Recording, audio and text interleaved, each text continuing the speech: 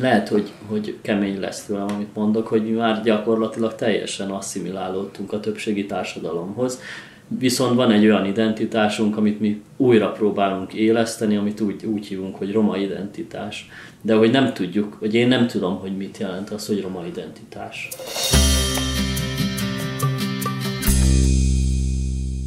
Gábor vagyok, Elmen Gábor. Heteronormatív közösségben felnőtt, homoszexuális identitású, homoromantikus fiatal, aki fluid identitása néha megjelenik egy-két romantikus verzióban, és tulajdonképpen így tudnám definiálni magam röviden.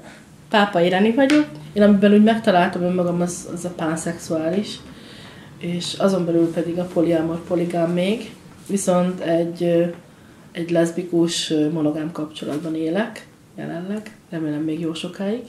Máté Dezső vagyok, társadalomkutató vagyok, és roma LMBTQ aktivista. Voltak mennyasszonyaim, tehát én is éltem hetero kapcsolatban, ha ezt így lehet mondani. És jelenleg meg férjem van. Nem mondom magam meleg embernek, de biszexuálisnak sem, tehát a kettő között. A szociális munkásnak készülök, majd mesterszakra szeretnék tovább menni, bár az még kérdéses, hogy merre tovább.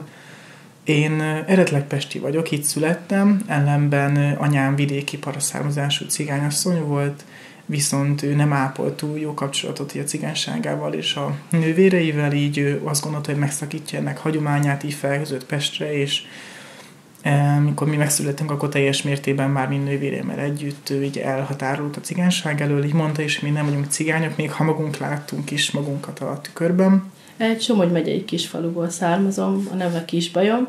Nagyon büszke vagyok erre a kis közösségre, ez egy nagyon elfogadó, nagyon nyitott kis közösség.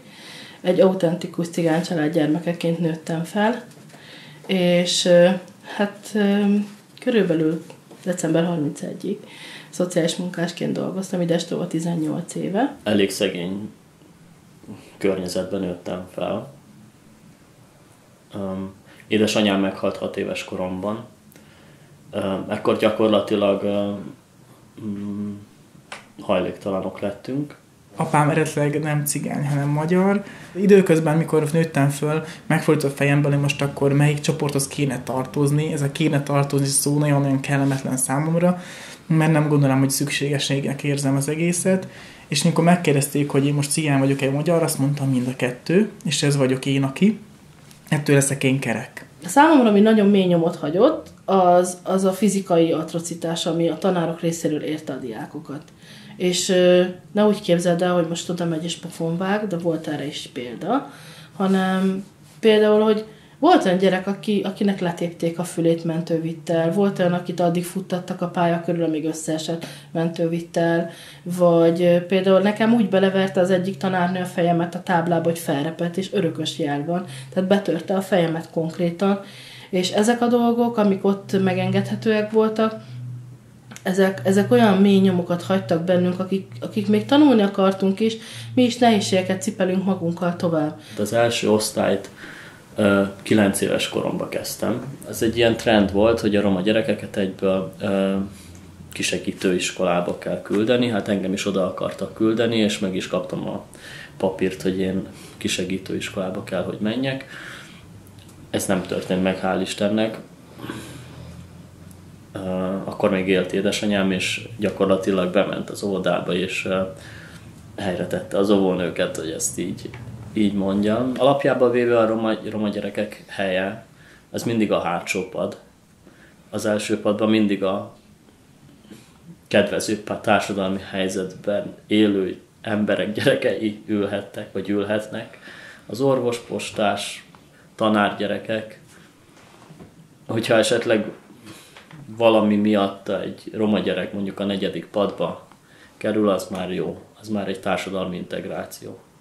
Én gyermekotthonban nőttem föl, és most vagyok utógonzott ellátásban, mely annyit jelent, hogy 18 éves kortól dönthet a fiatal, hogy benn marad, és tanul, és dolgozik egyszerre, vagy kimegy a világba és ellátja magát. De akinek nincs háttere, tehát nincs családi támogatása, az általában vagy az utcán végzi, vagy visszamegy az előző családjához, vagy valami baráthoz, és hát nem nagyon jut olyan helyzetbe, hogy kisebb mobilitációt tudjon létrehozni a saját életében, feljebb tudjon kerekedni az elődein, vagy önmagán, mert általában ezek csak ismétlődnek ki generációsan. Én úgy döntöttem, hogy benn maradok, mert azt gondolom, hogy számomra az a fontos, hogy tanuljak, és tovább menjek, minél följebb, mert azt gondolom, hogy szükség van olyan példákra, amelyek pozitívumként tudnak mutatni azok számára, akiknek nincs ilyen lehetőségük, nem adódik meg az, hogy kiemelkedhessenek nehéz helyzetükből. Addig, amíg egy faluban élsz, addig nem csak a cigány hagyományok szerint, de úgy egyáltalán maga egy falusi közösségben, jaj, de szép vagy, ha kerek vagy, jaj, de szép vagy, tehát olyan élettel teli vagy, vidám vagy, stb. Ez egyébként alapjellem is nálam, nem csak a kövérség miatt.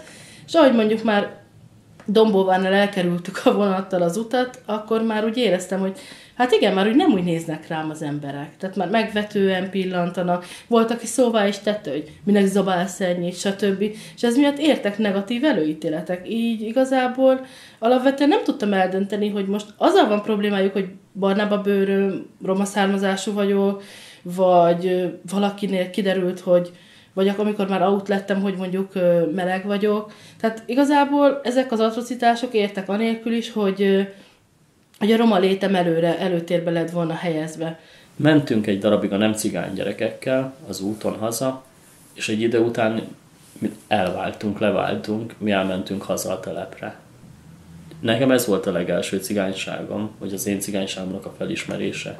Ahova én jártam általános iskolában, az Pesten volt, a 11. kerületben. Piros iskolának hívtam, piros volt a fala.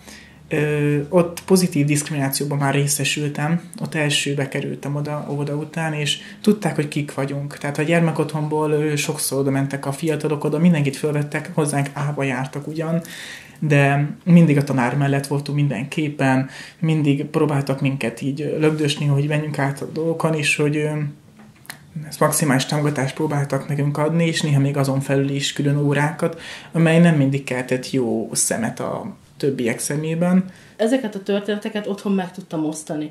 Teljesen mindegy volt, hogy ez most egy vizsga alkalmával nagyon kedvesen azt mondta nekem egy professzor, hogy ő nem fog nekem 5-öst adni ma, csak egy 2-est, mert hogy ő többet vár tőlem, hiszen én egyetemista cigány vagyok. Én egy linkember voltam, ami azt jelenti, hogy én különböző drogokhoz nyúltam, és volt egy mentorom, aki nyíltan megmondta, hogy vagy összeszedem magam, és nekiállok tanulni az érettségire, és jelentkezek egyetemre, és összeszedem magam, vagy pedig visszamegyek a cigánytelepre. Igen, számomra 15 éves koromban tudatosult bennem, és erősítettem meg magam, hogy én cigány vagyok, jó lenne ezzel foglalkozni, és kezdtem cigánynyelvet tanulni, bár nem tanultam meg, mert számomra nem volt nagyon szép, egyszerű, de hogy az identitás így az LMBTQ személyként viszont az inkább később érkezett meg egy mély depressziós elfogadás, és aztán rájövünk, hogy ez nem is rossz.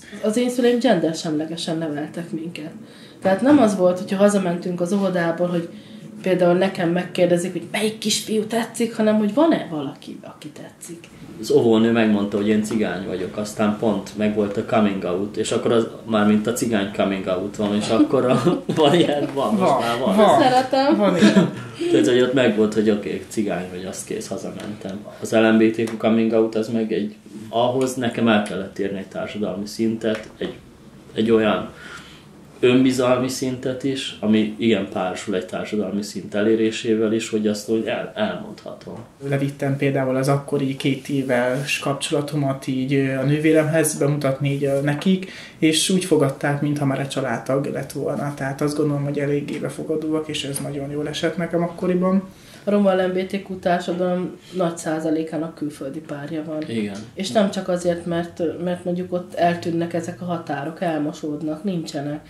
Tehát mindenki önmaga tud lenni, mindenféle sallang és mindenféle plusz nélkül, teljesen csak a saját kis lényét tudja adni. Hát igen, azért, mert hogy én azt látom, bocsánat, hogy közbeszólok, hogy a saját cigány identitásunk ebben a nem roma külföldi párkapcsolatban átértelmeződik, és úgy élheted meg, ahogy te akarod. És nem abban az összmagyar társadalmi identitásban éled meg, hogy te még inkább bebizonyítod azt, hogy te egy rendes roma ember vagy.